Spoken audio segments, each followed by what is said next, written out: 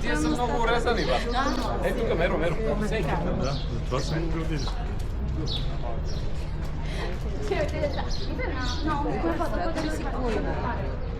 Аз мисля, че няма покрив. Мога да питам. Не е покрив, имам предвид цял град.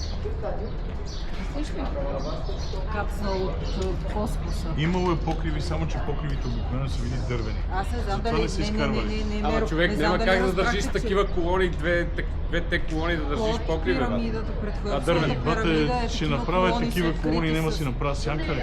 Ама Не. такива са колоните Няма в момента всяка. под Тя ти Хеопсовата говори, че цел град има отгоре. Град. Еми, нали са го... Това е версията новата. Следва. А ти видя ли на Хефрен под пирамидата колко 8 етажи? И това е твърдение още. Не бе, снимаха го. Снимат го с солидар. С лидара го изкараха с колоните. Само, че проблема е, че лидар технологията, за да могат да снимат, трябва да има пряка видимост.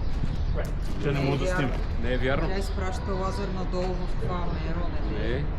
Новите, защото имам лидар датчик.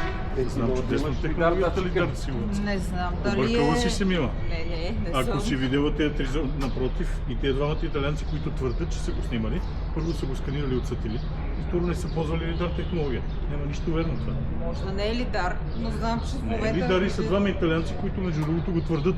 При положение, че египетското правителство изрично е забранило това нещо. Те не са стъпили в Египет.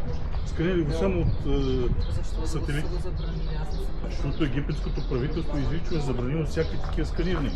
То от години. Да, и разрешава само конкретни хора. Има един Така. китаец, Тези, където е с половин и тези крак. италианци не са получили разрешение и не са го сканирали. Сканирали са го от сателити и не е потвърдено все още е твърдение и не са използвали лидар технология. Защото лидар технологията изисква пряка видимост. Защото Значи аз съм гледала- тя праща лазер и гледа отражението. така. И как че прати лазер през земята? Ами гледаха Лазерна през светлина бе, дърветата как го пускат. Точно така, защото минава през дупчиците. И другото се логически се запълва. Да, значи